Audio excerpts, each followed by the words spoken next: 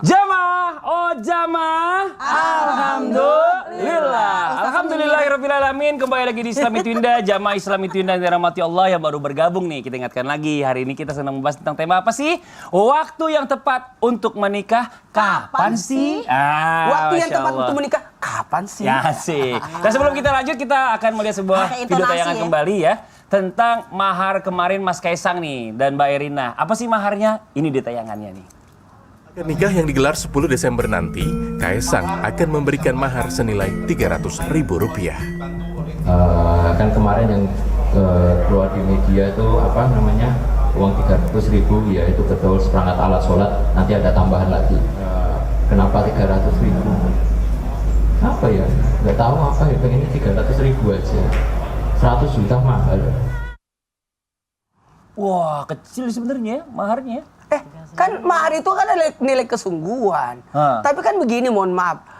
Ada juga orang maharnya aneh-aneh. Contoh. Sendal jepit lah. Nauzubillah min zalik. Tapi kena ada juga orang maharnya lebih hebat lagi. Apa tuh lebih hebatnya? Sertifikat rumah. Rumah siapa? Kalau rumah orang nggak hebat dong. Kalau rumah sendiri baru hebat. Nah, kita coba tanya Ustadz Syam. Izin Ustadz Syam ya. Ini bicara rumah orang.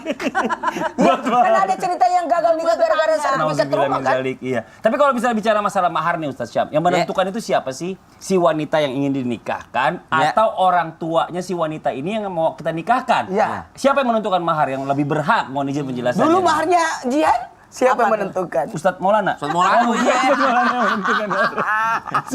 Silakan Ustadz Syam, fadhil. Bismillahirrahmanirrahim. Tabe guruku Ustadz Maulana, Bunda Lulung, Mas Fadli serta guru-guru kami yang dimuliakan Allah Subhanahu wa taala. Alhamdulillah wassalatu wassalamu ala Rasulillah, amma ba'd. Jamaah Islam Itu Indah dimuliakan Allah Subhanahu wa taala. Ba'da naqul a'udzu billahi minasyaitonir rajim. Wa atun nisaa sadaqatihinna nihlah. Dari ayat ini ulama yakni memberikan keterangan kepada kita semua bahwa memang hak seorang wanita lah mahar tersebut. Lalu sekarang pertanyaannya, kalau disebut wanita yang berhak atas mahar tersebut tidak boleh diganggu-gugat oleh pihak laki-laki, maka dari pihak wanita yang mana ini yang menentukan mahar? Si wanitanya kah atau walinya? Atau orang tua yang lainnya, atau misalnya mamanya, atau mungkin keluarga yang lain, paman-pamannya atau sepupu-sepupunya. Subhanallah, makin banyak yang menentukan makin ribet ya, subhanallah. Jadi ternyata ulama kita memberikan keterangan bahwa mahar itu ada yang namanya mahar mithal, mahar yang disepakati oleh masyarakat sekitar. Jadi kalau dia maharnya sudah seperti kebiasaan masyarakat sekitar, maka dikembalikan kepada si wanita tersebut dan si wali wanita tadi. Kalau misalnya di daerah tersebut biasanya maharnya seperangkat perhiasan emas misalnya. Seperangkat perhiasan emas ini biasanya sudah menjadi mahar permisalan atau mahar yang disepakati oleh masyarakat luas. Ternyata lelaki yang melamarnya tadi tidak mampu untuk memberikan satu setel perhiasan emas.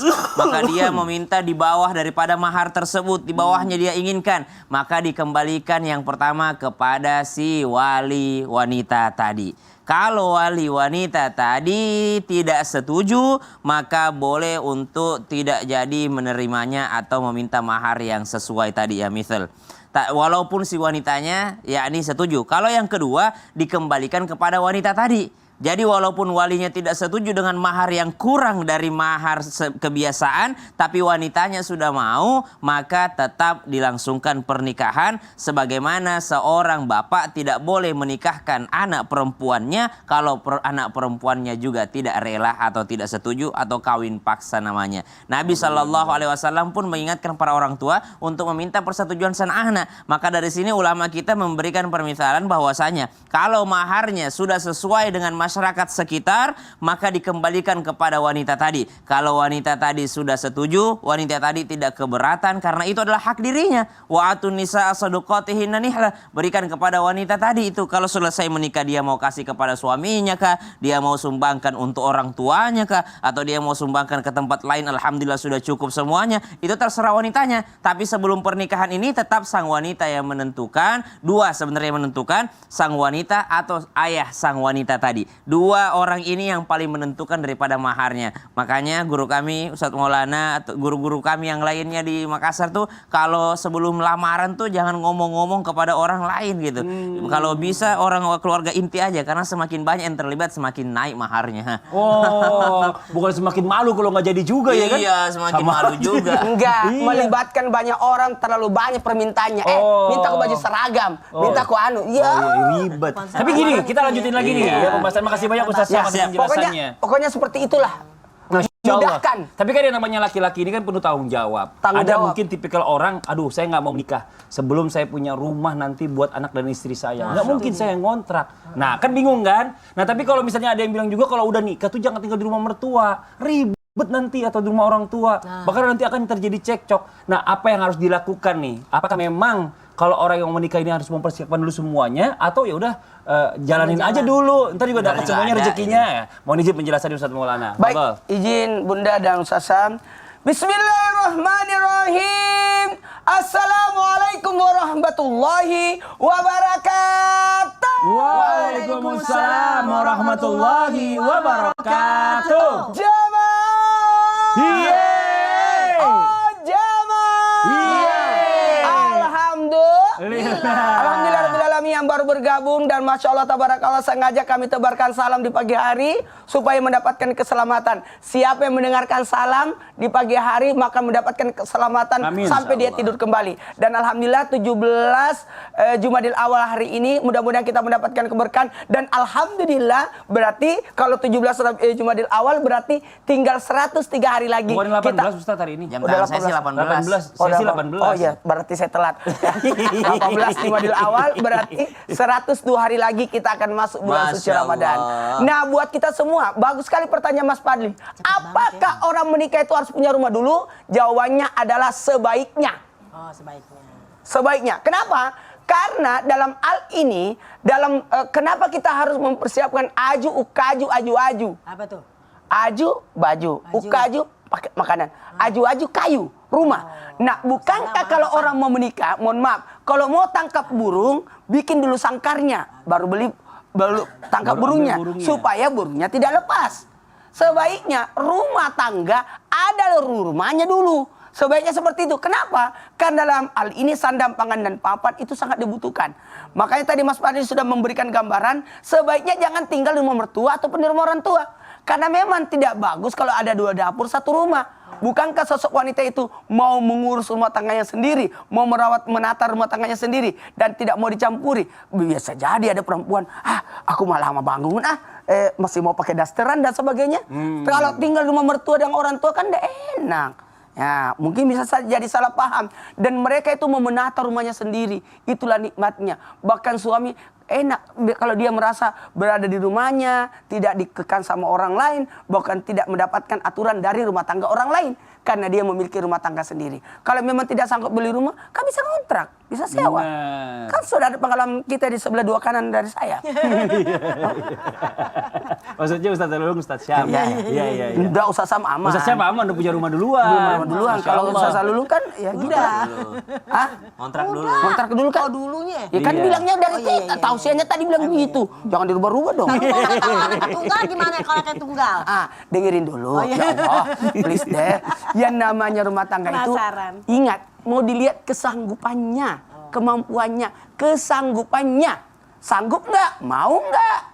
Ini pertanyaannya. Dan ada tujuan pernikahan untuk mendapatkan sakinah, mawaddah, warahmah. 1, 2, 3. Sakinah, mawaddah, warahmah. Bagaimana bisa merasakan sakinah, mawaddah, warahmah kalau tidak ada ketenangan? Betul. Jadinya beban. Jadi nggak enak. Jangan nyalain AC di kamar. Siapa yang bayar listrik? Matilah kau. Kan enggak enak. Itu kejadian banyak itu kayak gitu. Ada. Menantunya digituin. Kasihan. Ya nonton senyum-senyum. Udah Makanya. siang mati nasi. Iya, saya sendiri kata Umi saya di rumah sini aja kau tinggal. Ya Nak. Allah. Tapi aku tidak enak, tetap aku bangun rumah Benar. supaya Umi Nora agak tenang. Benar. Nah juga buat jamaah yang ada di rumah nih ya, umur 25 tahun. Nanti aku pengen punya rumah dulu, nyicil 25 tahun. Iya. Aduh. Pas kira rumahnya lunas baru mau menikah, punya Terus dia anak bawa manggil anaknya, kakek. dia bawa anaknya ke sekolah. Itu siapa? Cucunya.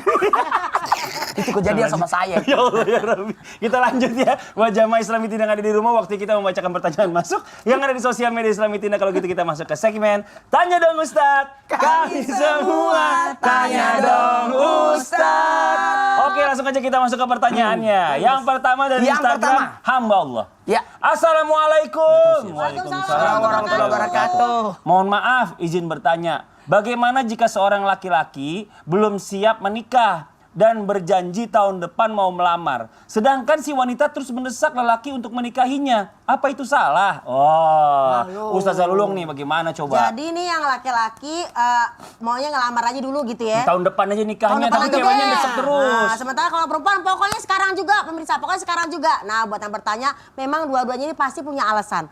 Yang dibilang nanti aja deh tahun depan merasa belum siap. Tapi sementara yang perempuan, Masya Allah, tabarakallah, pokoknya sekarang aja. Kita kagak enak, takutnya kita banyak dosa, bagaimana kan gitu ya. Nah, jawabannya adalah di sini pertama, kalau memang dia jodoh nih buat yang perempuan sayang ya, insya Allah nggak kemana-mana. Tapi perempuan juga punya alasan. Karena apa? Kalau dia yang namanya menunda berjanji, takutnya PHP. Benar nggak sih? Kalau PHP bagaimana jadinya? Nah, ini kita bicarakan. Jangan ngomong berdua, tapi ngomong sama orang tua yang lebih pengalaman dalam pernikahannya. Fabima rahmati minallah lintalahum. Karena rahmat Allah, maka Allah berikan yaitu sifat kelembutan kepada pasangan kita, kepada juga yang perempuan dan orang tua kita. Bicarakan bagaimana nih sebaiknya. Kalau emang sudah siap, kenapa ragu-ragu? Tapi laki-laki juga tadi punya alasan. Karena apa? Takut itu tadi kan. Iya. Aduh, gimana ya? Takut nggak siap. Takut nggak siap. Sebenarnya kalau ngomongin takut udah pasti takut. Iya. Karena wa nabluwakum bisa minal khauf. Karena kita tuh pasti punya rasa khawatir. Tapi ingat, khawatir jangan kelamaan. Seperti itu. Jadi Oke. langsung saja. Bismillah. Ngomong dulu sama orang Iya, tua. Kalau terima undang kasih dulu, banyak. kenapa? Langsung atau gimana? Saya waktu itu ngedesek. Desek. Ini Nikah wanita dong, yang mendesak cepetan, ya. gitu. Makanya dia membela Tapi- juga yang mendesak. Oke, kita masuk ke pertanyaan berikutnya. Ini agak sedih nih ya pertanyaan Kok sedih? berikutnya. Iya, saya bacain dulu nih. Assalamualaikum Ustaz. Waalaikumsalam warahmatullahi wabarakatuh. Saya udah ada calon pendamping, tapi calon saya ini seorang janda anak 2. Sedangkan keluarga saya tidak setuju karena status calon yang saya ini, yang janda anak 2. Saya dari awal sengaja sembunyikan status calon saya ini dari orang tua. Sampai akhirnya mereka tahu pas di hari lamaran. Dan orang tua saya langsung membatalkannya. Emangnya ada yang salah ya Ustadz kalau saya lebih memilih janda sampai orang tua saya menyuruh mengakhiri hubungan kami. Nah ini Ustadz Syam, ini harus dijawab secara tegas nih buat kepada orang tua juga mungkin Iya. yang ada di rumah. Baik, bismillahirrahmanirrahim. Tabi guru Unda Lulung, Ustaz Maulana Mas Fadli serta guru-guru kami yang dimuliakan Allah Subhanahu wa taala. Nabi SAW memberikan kriteria untuk kita nikahi. Maka tungkahul mar'ah li arba'. Nikahilah seseorang karena 4 hal. Yang pertama karena limaliha, karena hartanya. Wali jamaliha, karena parasnya. Kemudian wali nasabiha, karena nasab keturunannya. Baru yang terakhir wali diniha, karena agamanya. Falfar bidzatid din taribat syadak. Maka utamakan, pilih, prioritaskan karena agamanya, maka engkau akan merasa bahagia.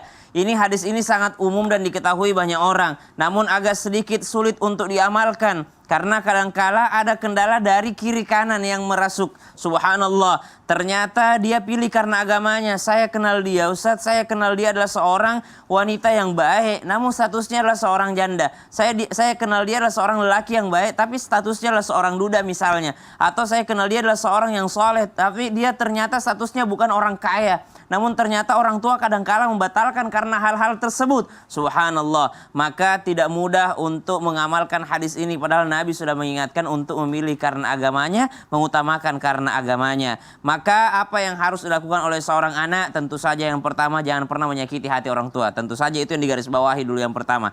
Jangan menyakiti hati orang tua. Termasuk menyakiti hati orang tua. Engkau senang dengan wanita, lalu engkau nggak ngomong sama orang tuamu. Nggak ngomong sama sekali sama orang tuanya, main lamar aja, nggak konfirmasi terlebih dahulu, main lamar aja. Maka kalau orang tuanya tipe yang pengennya ditanya dulu, karena beda-beda orang tua Mas Fadli. Kalau orang tua saya bilang ke adik saya nomor 3, 2 kakakmu itu si Syam sama si Sola nggak ada yang ngomong-ngomong ke bapak ketika ngelamar perempuan. Nanti jadi baru ngomong. Kamu juga nanti lamar aja sendiri, kalau udah jadi baru ngomong ke bapak. Bapak biayai nikahnya. Jadi kalau orang tua saya tipe yang seperti itu. terbalik, Nggak mau ya. tahu calonnya anaknya, jadi suruh lamar aja sendiri. Suruh pilih. Sendiri, setelah kalau sudah mau dibiayai baru ngomong ke orang tua. Subhanallah. Tapi ada juga orang tua nggak mau. Pokoknya baru deket aja udah harus ngomong gitu. Baru deket harus ngomong, siapa yang kau deketin sekarang? Siapa yang kau mau lamar? Subhanallah. Maka mungkin orang tuanya masnya adalah tipe yang seperti ini, mestinya ngomong di awal. Lebih Betul. baik ngomong di awal dibandingkan pahit pada saat hari H. Betul. Hari H-nya dibatalkan, subhanallah, semuanya malu, semua sakit hati dan sedikit agak sulit untuk diperbaiki kembali. Maka yang pertama semua mesti dikomunikasikan. Yang kedua, bagi orang tua yang seperti ini, maka Nabi memberikan ancaman. Kalau sudah ada orang yang kau ridhoi agamanya, engkau ridhoi akhlaknya, lalu engkau menolaknya, maka subhanallah tunggulah kerusakan yang sangat besar, kata Nabi. Tunggu kerusakan yang sangat besar. Tunggulah mafsadat, kerusakan atau kecelakaan yang sangat besar. Bagi siapa? Orang yang menolak pernikahan dari seseorang yang sudah diridhoi agama dan akhlaknya. Anaknya sudah suka karena agamanya, lalu orang tuanya menolaknya, maka subhanallah ini bahaya sekali. Nabi SAW sampai mengancamnya. Maka kita sebagai orang tua tetap kembali kepada hadis Nabi SAW bahwa mengutamakan karena agamanya, Masya bukan Allah. karena statusnya, karena Nabi pun pernah menikahi seorang janda. Wallahu ta'ala Jadi memang a'lam. benar ya, namanya pernikahan ini ibadah terpanjang. Jadi mendingan terbuka sama Terbuka orang dari tua awal, dari benar. awal daripada nanti maluin semuanya, bikin Iya. malu. Nah, ini siapa yang tanya sama Ustadz Maulana? Ya. Ustadz, izin ya Ustadz. Dalam Islam itu ada nggak sih kalau yang namanya pernikahan itu hari tertentu, bulan tertentu, atau tahun tertentu gitu? Adalah. Tanggal-tanggal cantik. Jadi, Ada tanggal, ada bulan paling bagus. nah, jadi kalau Ustadz Maulana pilih yang mana? Tanggal 1 bulan 2 2023 atau tanggal 3 bulan 3 2023? Iya juga ya. Yang mana yang Ustadz pilih? Itu satu Ramadan tahu. Hah? Yang mana? Tanggal 3 bulan 3 2023? Mau itu aja? Oh, oke. Masya Allah, alhamdulillah. Akhirnya sebelum lebaran Ustadz Maulana udah punya itu lagi. Masya Allah. Masya Allah, di rumah. Jangan kemana-mana ya. Cie-cie. Nanti kita undang semuanya Ustadz Maulana kalau Undang nikah ya. lagi. Tetap di Sulam itu Indah Jamaah. Oh jamaah. Alhamdulillah. Undang semua ya. Undang-undang.